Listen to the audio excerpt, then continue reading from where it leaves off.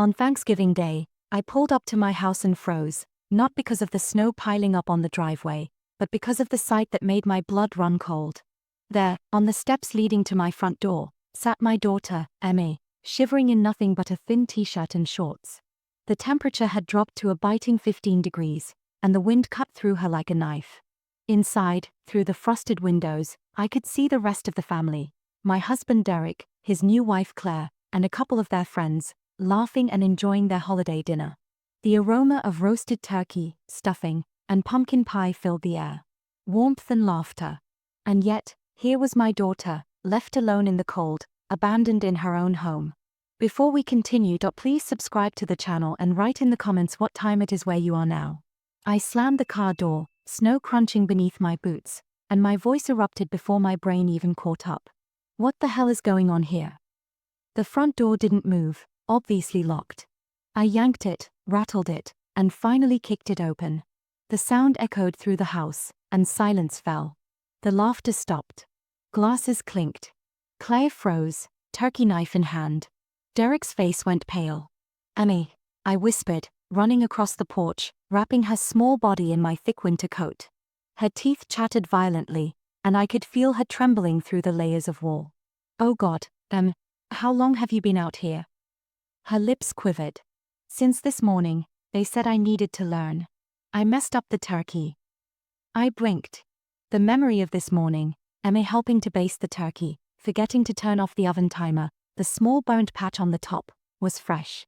But leaving her outside for hours? In freezing weather? That wasn't discipline. That was cruelty. "You're not allowed to do this," I shouted, my voice echoing through the entryway. "You can't leave a child outside to freeze while the rest of the house feasts." Emma clung to me, her small fingers digging into the fabric of my coat. "Please, don't make them mad. They'll be angry." I took a deep breath, my vision narrowing, fury simmering in every nerve. Martha, my own mother, had always told me to stay calm, count to 10. But Martha wasn't here. And my daughter was freezing. Counting to 10 wasn't going to fix this. I turned to face the family, my eyes locking on Derek first. "Explain this. Why is my daughter outside in freezing weather while you eat like nothing happened?" Claire's face went pale. She needed to learn responsibility," she stammered. "It's for her own good." I laughed, a sound that was anything but funny. "Responsibility? You left an 8-year-old outside for hours because she forgot to turn off an oven timer? This is abuse." Derek straightened, trying to appear authoritative. "MIA made a mistake. She needs to understand consequences. I'm teaching her a lesson." "A lesson?" My 8-year-old daughter, frozen, blue-lipped, shivering. "A lesson?" I stepped closer, my fists clenched. "Do you see what you've done? Look at her. She's freezing. You think this is a lesson? She could have gotten frostbite. She could have." My words faltered. I swallowed the bile in my throat. Emma buried her face in my coat. "Mom, please." I knelt down, holding her close, feeling the ice in her small hands. "You're safe now," I whispered. "I've got you. No one will hurt you anymore."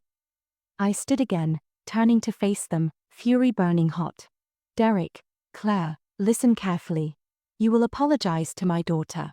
You will explain to her that this was wrong.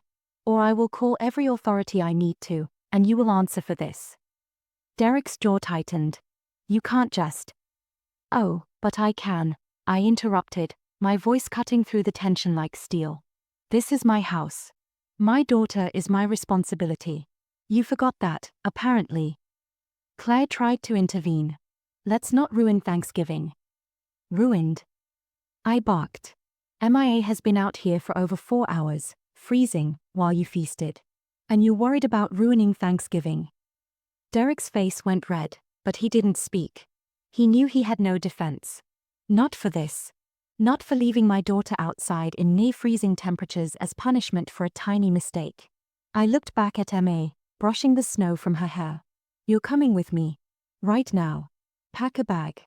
We're leaving, and you're not going back there until this is fixed." Mia's eyes widened. "But, Mom." "Yes. Now," I said, my voice softening only for her. "I promise, we'll be okay. We'll figure it out together. She scrambled to gather a few belongings, throwing them into a small backpack. I helped her, wrapping her again in my coat. The front door still stood open, snow swirling inside, decorations fluttering like the last leaves of autumn. The dining room inside was pristine, the table laid out with crystal and candles, turkey golden and perfect. The contrast burned in my mind, warmth and comfort for some, near death cold for my own daughter. I called the police as a precaution, explaining the situation, nothing accusatory, just stating that my child had been locked out. I made it clear that we were leaving to ensure her safety. Emma climbed into the passenger seat of my old SUV, shivering even under the layers of blankets I brought. "Thank you, Mom," she whispered, her voice trembling not from the cold this time, but from relief. "We'll get through this," I assured her, starting the engine and warming the cab. The heater blasted hot air into the cramped space. Snow swirled around us as we pulled away from the house, leaving behind the scene of injustice. The radio played our old favorite classic rock station, one that my mother and I had always listened to together. I stole a glance at MIA. She leaned back, exhausted, finally allowing herself to relax. "Mom, I was so scared," she said softly. "I know, sweetie. I know," I replied. My chest ached with a mix of anger and guilt. Guilt that I hadn't noticed sooner, anger at the adults who thought leaving a child in freezing temperatures was acceptable. We drove through the suburban streets, snow piling up along the sidewalks, holiday lights twinkling from every window. Each house we passed felt like a reminder of what a family should be: warmth, safety, laughter. Not fear and punishment. I thought about the coming winter, the holidays, the endless responsibility of protecting her from the world and from the people who should have loved her unconditionally. I vowed silently that no one would ever do this to her again. Not Derek. Not Claire. Not anyone.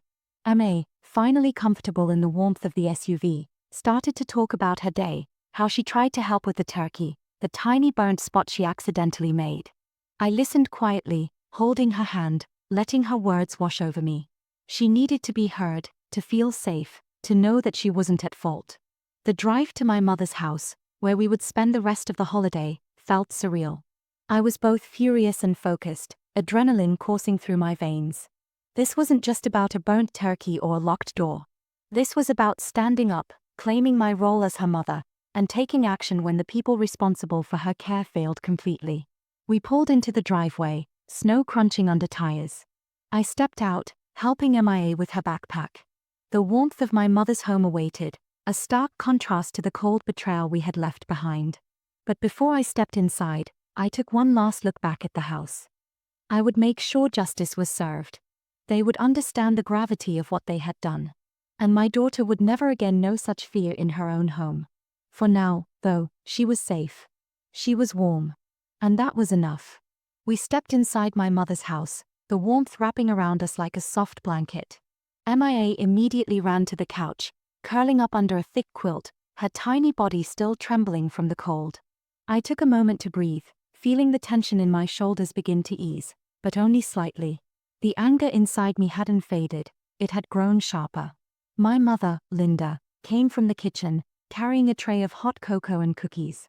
Her eyes widened when she saw Mia's pale, chapped cheeks and her damp hair sticking to her face. What happened? Why is she like this? I told her everything. Every detail.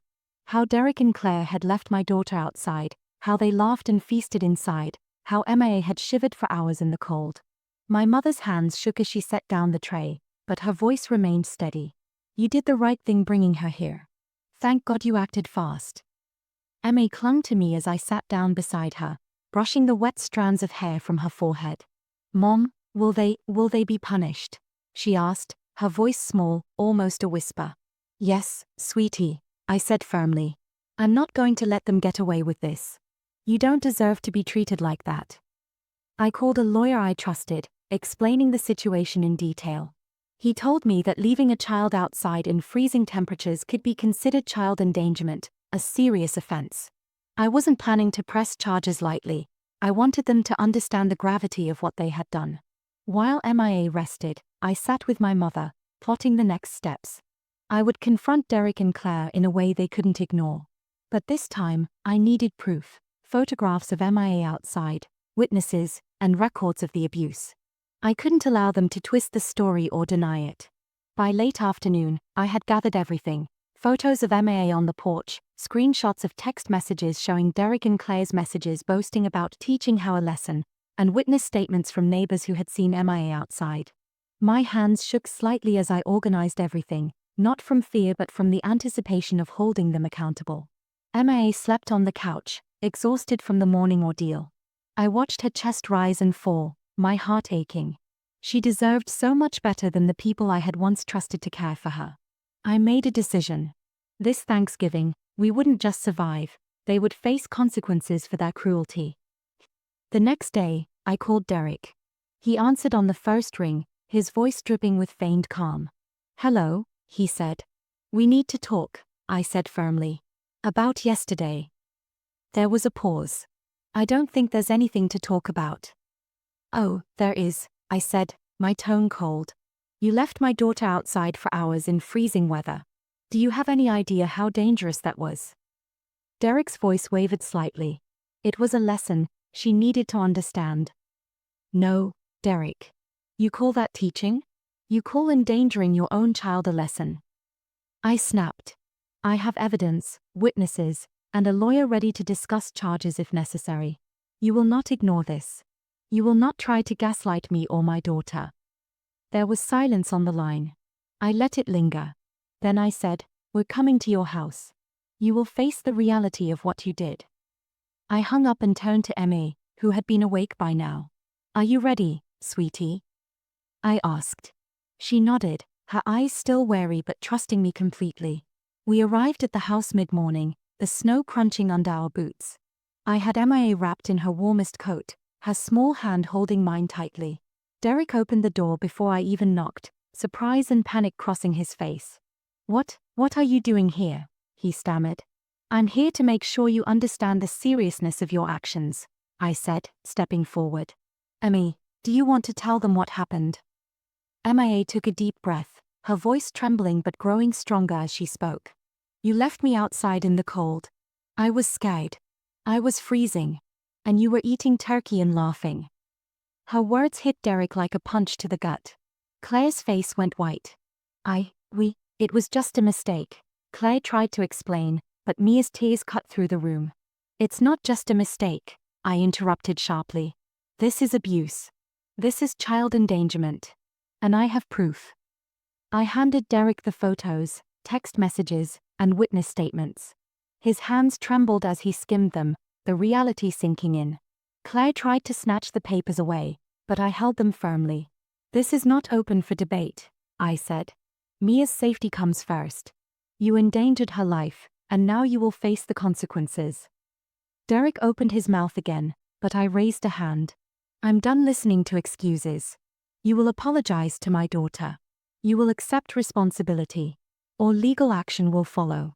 Your choice." For a long moment, the house was silent except for the sound of Mia's sniffles. Then Derek muttered, I'm sorry, Emma. I didn't think." "You didn't think," Emma repeated, her voice small but firm. "You didn't think I would freeze. You didn't think about me at all." Clay's shoulders slumped, and she whispered, I'm sorry too." It wasn't enough. Not really. But it was a start. I took Mia's hand and held it tight. "Thank you for standing up," I whispered to her. "You were brave." Derek and Claire didn't move as I continued. "You will attend parenting classes, counseling, and you will have no unsupervised access to MIA until you prove you can care for her safely. Otherwise, legal action will be unavoidable." They nodded, defeated. There was no arguing. No twisting the truth. For the first time, they were faced with accountability. The following weeks were a blur of legal consultations, meetings, and ensuring MIA felt safe and loved. Every time she smiled, every time she laughed again without fear, my heart swelled with relief. We celebrated small victories: hot chocolate on snowy afternoons, movies under blankets, and quiet walks in the park where she could play freely. Derek and Claire's behavior didn't go unnoticed. Our neighbors, friends, and even distant relatives became aware of their cruelty. The social consequences weighed heavily on them, and I felt a quiet satisfaction knowing they could no longer act with impunity. Through it all, Mia's resilience amazed me. She recovered faster than I expected, but I remained vigilant. Her trust in me had grown stronger, and I vowed to protect her at all costs. One evening, as we sat by the fireplace, Mia resting her head on my lap, I reflected on what had happened. Thanksgiving had begun as a nightmare, but it ended with clarity and justice. We had faced cruelty and fear head-on, and we had emerged stronger. Mia, I said softly, brushing her hair from her face, never forget that you are loved, and you are safe. No one can ever take that away from you. She looked up at me, eyes bright with tears and trust. I know, Mom. I know. In that moment, I realized something vital. The true spirit of family isn't just about sharing a meal or celebrating traditions. It's about standing up for each other, protecting one another, and ensuring that no one suffers injustice in the people they should trust most. And for Mia, I would always be that shield, that protector, that unwavering force of love and strength. Winter slowly melted into early spring, and with it, the lingering fear and tension that had hung over our lives began to fade. Mia had blossomed in ways I hadn't dared hope for. She laughed freely, ran through parks without hesitation, and even started making friends again. Her small victories felt like monumental triumphs, and every time she looked at me with that bright, trusting smile, my heart swelled. Derek and Claire were no longer the looming threats they had been. Their legal obligations, parenting classes, supervised visits, and mandatory counseling kept them in check.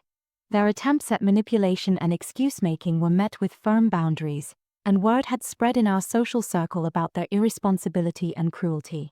No one overlooked what they had done to my daughter. One morning, I received a letter from the lawyer, marked urgent. My stomach tightened as I opened it.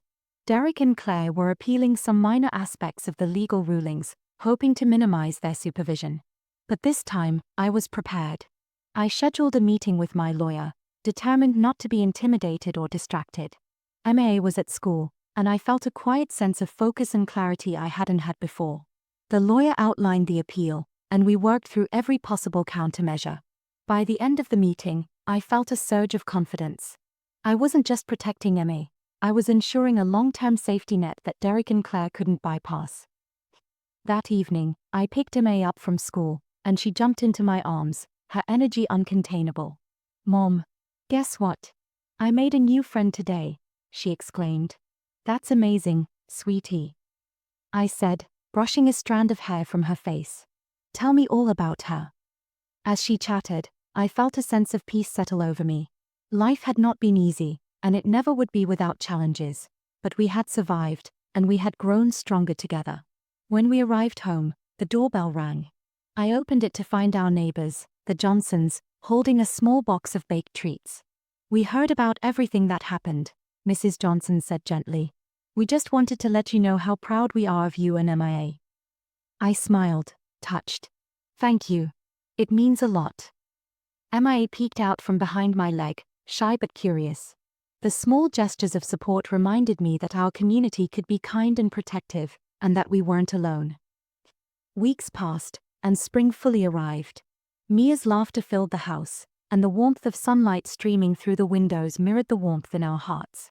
I had started volunteering at her school, speaking with other parents about child safety and awareness, turning our trauma into action. Every day, I felt a growing sense of purpose and strength. One afternoon, while Mia played in the backyard, I received a call from the social worker assigned to our case. We've completed the evaluations, she said. Mia's well-being is your priority, and the court agrees. Derek and Claire's visits will remain supervised, and any further negligence will result in more serious consequences. I let out a breath I hadn't realized I'd been holding. Thank you, I said quietly, relief washing over me. That child is lucky to have you, the social worker added. I hung up, my eyes filling with tears. Lucky indeed, Mia was lucky, but so was I. I had fought, not just for her, but for myself, for the kind of parent and protector I knew I could be. One evening, Mia and I sat by the fireplace, sipping warm cocoa. She curled up against me, her small hand in mine. Mom, she said softly, I'm glad you didn't let them hurt me. I would never let anyone hurt you, I replied, brushing her hair from her face. Not ever. She smiled, a pure, innocent smile that held a depth of trust and love that words couldn't capture. I love you, Mom. I love you too, Femi, I said, holding her close. In that moment, I realized the full measure of our victory. It wasn't about punishment or legal battles. It was about safety, trust, and love. Derek and Claire might have caused pain, but they had failed to break us. We had faced cruelty, fear, and injustice, and emerged stronger, united, and unshakable. As the days turned into weeks, our lives began to resemble a normal family rhythm. MIA thrived in school and activities, developing hobbies and friendships. I returned to my work with renewed energy, inspired by the resilience my daughter had shown. The memory of that freezing Thanksgiving remained, but it no longer held the power to terrify. It became a reminder that courage, love, and determination could overcome even the darkest moments. One quiet night, as I tucked Emma into bed, she looked up at me with wide eyes. Mom, she whispered, do you think people like Derek and Claire can change? I paused, considering. Some people can, sweetie.